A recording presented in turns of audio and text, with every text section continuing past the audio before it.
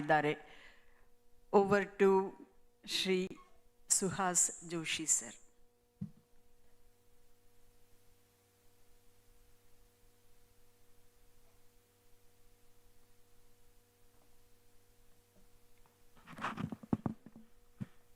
श्रीमात्रे नमः. भजे श्री चक्र मध्यस्थां दक्षिणोत्तरयो सदा श्यामा वार्ताळि संसेव्यां भवानीं ललितांबिकां वंदे गुरुपदद्वन्द्वम् अवांग मानसगोचरं रक्तशुक्लप्रभा मिश्रमतर्क्यं त्रैपुरं महः. श्री श्री गुरुभ्यो नमः. थोड़ा प्रकृति अस्वास्थ्य होने से कोई थोड़ा साउंड में प्रॉब्लम हो रहा है तो थोड़ा समझ लीजिए. मैं कोल्हापुर महालक्ष्मी से महाराष्ट्र से हूँ. स्वभावतः हमारी मराठी मूल भाषा है, हिंदी में बोलने का प्रयास कर रहा हूँ. श्री चक्र और कुंडलिनी ये विषय मुझे दिया है. अभी सातपुते गुरुजी ने श्री विद्या और कुंडलिनी कर दिया, उसमें बहुत सा कवर भी हो गया है. फिर भी जितना भी पिंड ब्रह्मांड ऐक्य और ब्रह्मांड श्री चक्र ऐक्य, ऐसा ध्यान ध्यात्र ध्येय रूपा, इस संदर्भ में कुछ बोलना चाहूँगा. उपस्थित मान्यवर श्री विद्या गुरु एवं समस्त गुरुमंडल को मेरा सादर प्रणाम. श्री चक्र ये शब्द श्री विद्या की भौतिक एवं दिव्य आध्यात्मिक प्रतीकों की ओर निर्देश करता है. श्री चक्र पिंड ब्रह्मांड का साकार स्वरूप है. कुंडलिनी शब्द श्री चक्र की चैतन्य की ओर एवं पिंड ब्रह्मांडों के मूल अस्तित्व की ओर लक्ष्य वेध करता है. अर्थात श्री चक्र और कुंडलिनी ये बाह्य जगत से मूल तत्व की तरफ संहार क्रम से जटिल यात्रा है. साक्षात विद्यैवैषा न ततो भिन्ना अस्या स्वाभिन्नत्वं श्री विद्याया रहस्यार्थः. श्री विद्या और कुंडलिनी का एक रूपता व्यक्त करने के लिए इससे ज़्यादा अच्छा आधार नहीं मिलता. यस्य नो पश्चिमम जन्म यदि वा शंकर स्वयं वगैरह ललिता सहस्र नाम की फलश्रुति में बताया है. या फिर ललिता तू भयप्रदा, ललिता अंबिका भोग मोक्ष दोनों प्रदान करने वाली है. तो इसका भोग और मोक्ष दोनों का साधक को कैसे लाभ हो सकता है, इसके लिए कुंडलिनी का और श्री चक्र की अभिन्न अवस्था का उपासना का थोड़ा अभ्यास यहाँ पर रख रहा हूँ. साक्षात विद्यैवैषा न ततो भिन्ना अस्या स्वाभिन्नत्वं श्री विद्याया रहस्यार्थः. साक्षात विद्या एव एषा, साक्षात श्री विद्या ही कुंडलिनी है. न ततो भिन्ना, कुंडलिनी और श्री विद्या अलग अलग नहीं है. अस्याः स्वाभिन्नत्वं, कुंडलिनी और श्री विद्या श्री उपासना का अभिन्नत्व एकत्व, यही श्री विद्या का रहस्यार्थ है, ऐसा बताया गया है. श्री विद्या के रहस्य को उद्घटित करने वाले इस सार तत्व श्लोक से यह ध्यान में आता है कि श्री विद्या उपासना का ध्येय मार्ग एवं परम लक्ष्य शिव शक्ति ऐक्य अवस्था का लाभ ही है. तो इस ध्येय मार्ग का हम केवल भोग, ललितांबिका का वैशिष्ट्य वो भोग मोक्ष प्रदान करने वाली है, तो केवल भोग की इच्छा से हम उपासना करेंगे तो उतना ही प्राप्त होगा. तो श्री विद्या में अंतर्भूत जो अंतर्याग बहिर्याग दोनों भी है, उसका हम शास्त्र शुद्ध पद्धति से कैसे अनुसरण कर सकते हैं, ये मैं बोलने का प्रयास करता हूँ. मेरे सामने बहुत बड़े बड़े लोग बैठे हैं जो हमारा आदर्श है. बच्चे की बात है, इसे समझ लीजिए, सुन लीजिए थोड़ा. देवी एकाग्र आसीत, हमें अव्यभिचारिणी भक्ति हर संप्रदाय में बताई गई है. किसी भी संप्रदाय में हमारा एको देवः, अव्यभिचारी भक्ति बोलते हैं कि मेरी माता ही सर्वश्रेष्ठ है. तो शैवात्मा ततोन्यसत अनात्मा, माता ही प्रधान है. माता के इतर सर्व तत्व सर्व देवता जो भी है वो माता की तुलना में अनित्य है. ऐसा उपनिषद में देवी बहुरुचोपनिषद ने कहा है. देवी ही एकाग्र आसीत, समस्त सृष्टि की रचना के पूर्व एकमात्र देवी उपलब्ध थी, उपस्थित थी. चितिस स्वतंत्रा विश्व सिद्धि हेतु, श्री माता उन्मेष निमिषोत्पन्न अथवा ऊर्ध्व भ्रू विभ्रमे सपर्या में आता है. तो उनके केवल पलकों के उन्मेष निमिष से अनंत कोटि सृष्टि की रचना और विलय होता है. और पंचकृत्य करना जिनकी सहज लीला है, ऐसी माता सभी ब्रह्मांड के चलन वलन के लिए पूर्ण सक्षम है. इसलिए चितिस स्वतंत्रा विश्व सिद्धि हेतु प्रत्यभिज्ञा हृदय में कहा है. श्री माता ही सभी विश्व का संचलन करने में समर्थ है, उसे किसी की आवश्यकता नहीं है. शैवात्मा ततोन्य मसत्यम अनात्मा। वो ललितांबिका महात्रिपुर सुंदरी ही सर्वश्रेष्ठ आत्मा है, परमात्मा है। ततोन्य, उसके अलावा जो भी अन्य देवता है, यहाँ पर एकनिष्ठ भक्ति, अनन्य भक्ति के बारे में बोलने के लिए ये उदाहरण देना पड़ रहा है। तो उसके विपरीत अन्य भी जो भी है वो अशाश्वत है, अनात्मा अर्थात चैतन्यहीन है। सा ब्रवीदहम ब्रह्मस्वरूपिणी मत्तः प्रकृति पुरुषात्मक जगत शून्यंच शून्यंच। माता कहती है मैं ब्रह्मस्वरूप हूँ, मुझसे ही प्रकृति ब्रह्मांड की और शून्य अशून्य सब की उत्पत्ति हुई है। ऐसा आत्मशक्ति है, यही ललितांबिका आत्मशक्ति अर्थात कुंडलिनी शक्ति है। इसलिए शाक्त श्री विद्या तत्वज्ञ कहते हैं शिव शक्ति रीति ही एकम तत्वमाहुर मनीषिणः। वो विद्वान तत्वज्ञ जो होते हैं वो बोल रहे हैं शिव शक्ति एक रूप ही है। शिव सर्वस्य कर्तेयम शक्ति कारणम उच्यते। शिव ही सबका कर्ता है और श्री माता शक्ति सबका कारण है। परंतु आचार्य जी सौंदर्य लहरी में बताते हैं शिव शक्त्या युक्तो यदि भवति शक्तः प्रभवितुम। यदि शिव शक्ति से युक्त है तभी सशक्त है, अन्य प्रभाव संपन्न है, अन्यथा वो स्पंदन करने में भी समर्थ कुशल नहीं है।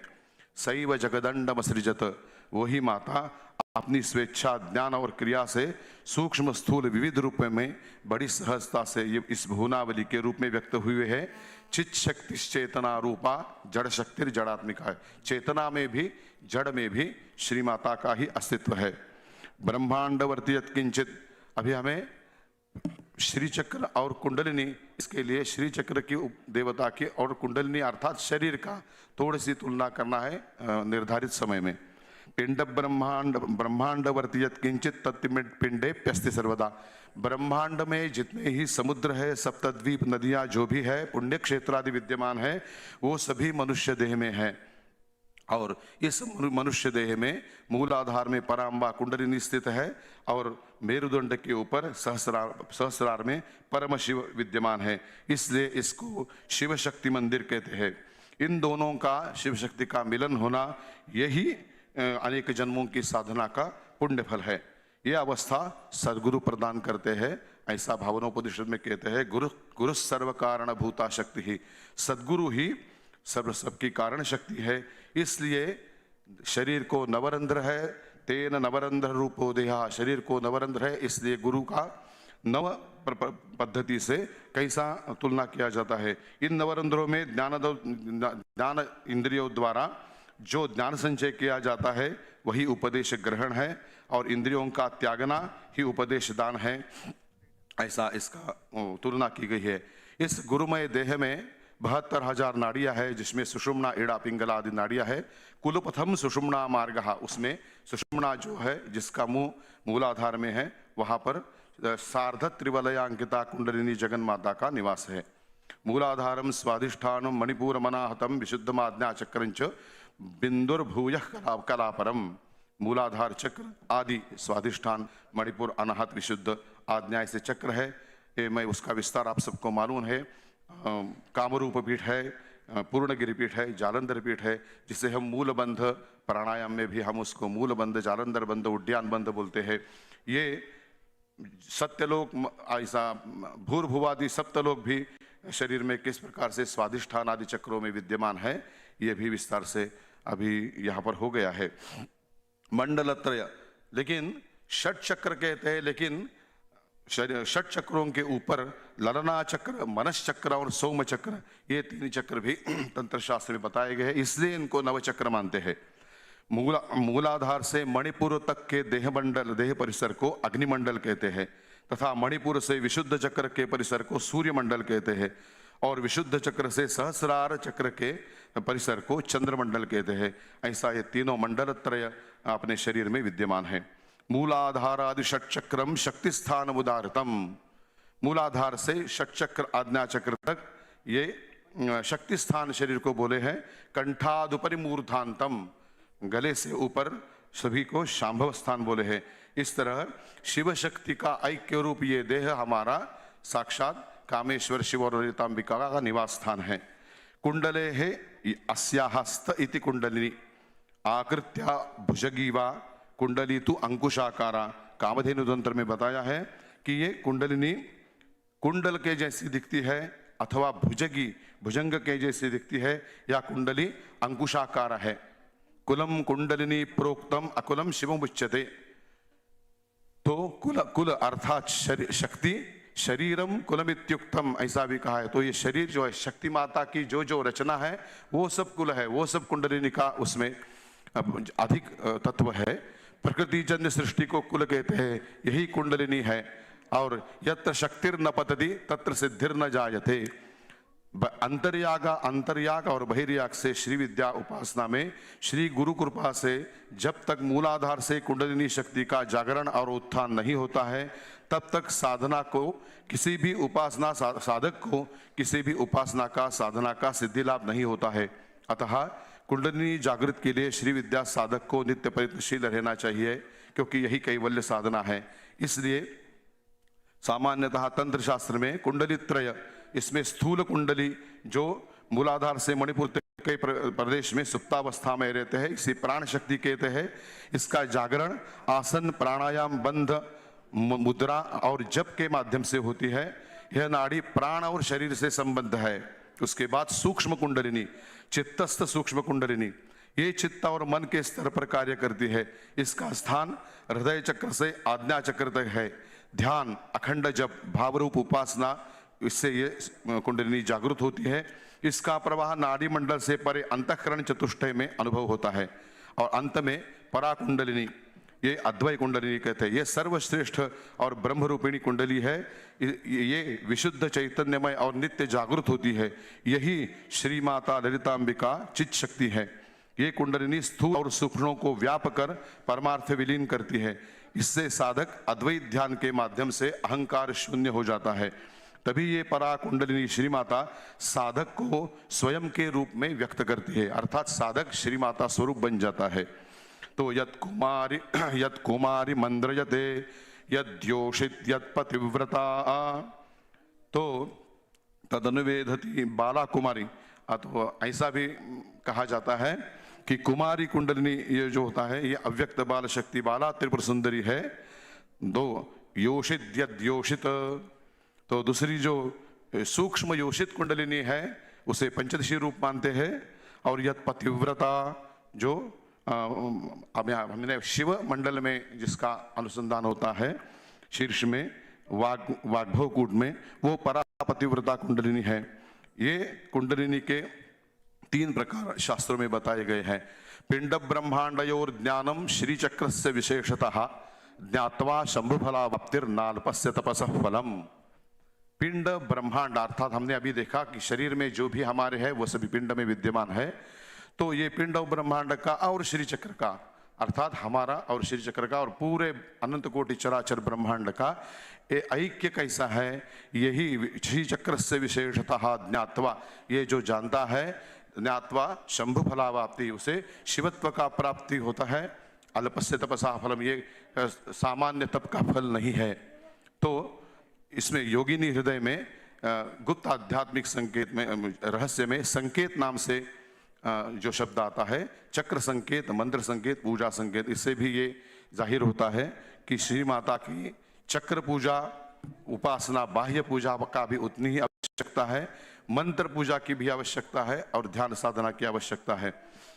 तो भगवान शंकराचार्य जी ने सौंदर्य लहरी में, गौड़पादाचार्य जी ने शुभगोदय स्तुति में इसका सभी का विश्लेषण किया है। सारांशतः शरीरे चिंतयेदादो निजम श्री चक्ररूपिणम श्रृंगाद्याकार निर्वक्तम ज्वलत्कालाग्निलोचनम। तो अभी विस्तार से वो भी है। शरीर में चिंते निजम श्री ब्रह्मरंध्र में बैंदवम ब्रह्मरंध्रे स्यात्, श्री यंत्र का बिंदु जो है वो ब्रह्मरंध्र पर होता है और ब्रह्मरंध्र से पूरे शरीर में श्री चक्र किस प्रकार से होता है ये भी हमारे तंत्र में वर्णन है। तो देह में पूरा ब्रह्मांड है, देह में श्री चक्र भी है। तो ये चतुर्भि शिव चक्र शक्ति चक्र पंचभि, शिव और शक्ति के 9 चक्र से ये श्री चक्र बनता है, देह चक्र बनता है। इसमें ज्ञान ज्ञातृ ज्ञेयानाम अभेद भावनम श्री चक्र पूजनम। तो ज्ञान अर्थात साधना, ज्ञातृ अर्थात साधक और ज्ञेय शिव शक्ति रूपिणी ललितांबिका, इनके अभेद से ही श्री विद्या की उपासना सिद्ध होती है। इसमें परा, अपरा और परापरा ऐसी पूजा की पद्धति बताई है। सपर्या सर्वभावेषु सा परा, तो ध्यान ध्यातृ ध्येयमय होकर पूजा करना यही परा पूजा है। अपरा पूजा बहिर्वक्ष्यमाण चक्रार्चना विधि ही, बाहर जितना बहिर्याग में जितना श्री विद्या की उपासना नानाविध तत्वों से बताई गई है वो करना अपरा पूजा है। और परापरास्य बाह्यस्य चिद्व्योम्नि विलयः, अर्थात द्वैत भाव से उपासना करते करते ऐक्य ध्यान में ध्येय रूप ललितांबिका के रूप में रहना, यही परापरा पूजा का फल है। और परशुराम कल्प सूत्र का अभी विस्तार से गुरुजी ने वर्णन किया, उसमें भी शांभवी, शाक्ति और मांत्री तीनों दीक्षा का विशेष, उसमें भी शाक्ति दीक्षा प्रधानतः बताई है। ये श्री विद्या में शक्ति जागरण का, शक्ति उपासना का महत्व है। तो तंत्र शास्त्रेषु द्विविधा वरिवस्या प्रतिपाद्यते बाह्यांतराच, शक्ती संगम तंत्रात सांगितलेलं आहे की वरिवस्या आपण जी उपासना करतो ही बाह्य आणि अंतर, ज्याला आपण बहिर्याग आणि अंतर्याग म्हणतो, यानुसार कुंडलिनी जागरण षटचक्र भेदादि स्वरूप या यौगिक प्रक्रिया क्रियमाणा वरिवस्या अंतरा। यौगिक पद्धति से कुंडलिनी जागरण और आगे ध्यान साधना के सातत्य से चक्र भेदन होकर कुंडलिनी का ब्रह्मस्थान में शिव से ऐक्य होना, यह अखंड अवस्था का लाभ होना, यह अंतर्वरिवस्या अंतर्याग है। यही प्रधान ध्येय है, क्योंकि अंतशुद्धौ सत्याम ही बहिशुद्धिर भवति, अंतर्याग से अंतशुद्धि होने के बाद ही बाह्य शुद्धि का आरंभ होता है। बहिर्याग करने का मुख्य हेतु साध्य होता है। इसमें भी बहिर्याग में भी दहराकाशम आणि बाह्याकाशजम, ऐसा दोन प्रकार का श्री चक्रार्चन कहा है। हृदयाकाश में ललितांबिका श्री चक्र के रूप में उसका ध्यान करके पूजा करना और बाह्य चक्र में भी करना, ये दोनों बोले हैं। शास्त्रतः सबीज दीक्षा पद्धति, निर्बीज दीक्षा पद्धति, ऐसा दोन शक्तिपात दीक्षा में विशेषता बताया है, जिसमें सबीज में मंत्र युक्त दीक्षा दी जाती है। मुझे लगता है श्री विद्या उपासना ये सबीज शक्ति साधना का ही रूप है। मंत्र के माध्यम से और ध्यान के माध्यम से अंतर्याग और बहिर्याग के समन्वय से श्री विद्या सिद्ध होती है। ललितांबिका का आविष्कार देवी भाव प्राप्त होता है।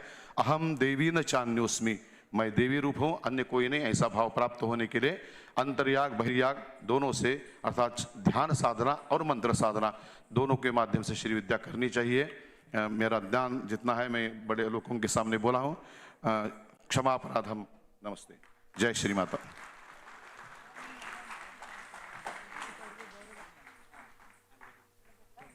Sir, in the given time, you have reached your goal by explaining Sri Chakra and Kundalini. We like to honor on behalf of Trainyas Sri Vidya Foundation and Oriental Research Institute. Thank you very much, sir. I call upon Achyuta to honor the guests. ಈಗ ನಾವೆಲ್ಲ ಕಾತುರರಾಗಿ ಕಾದು ಕುಳಿತಿರುವ ಸಮಯ ಬರ್ತಾ ಇದೆ. Gurudev academy of fine arts ಸಂಸ್ಥಾಪಕರಾದ Shrimati doctor Chetana Radhakrishna ಇವರ ತಂಡದಿಂದ ದಶ ವಿದ್ಯಾಮಯಿ ಬಾಲ ನೃತ್ಯ ರೂಪ, ಈ ಒಂದು ನೃತ್ಯ ರೂಪಕವನ್ನು ನಮ್ಮ ಮುಂದೆ ಪ್ರಸ್ತುತಪಡಿಸಲಿದ್ದಾರೆ.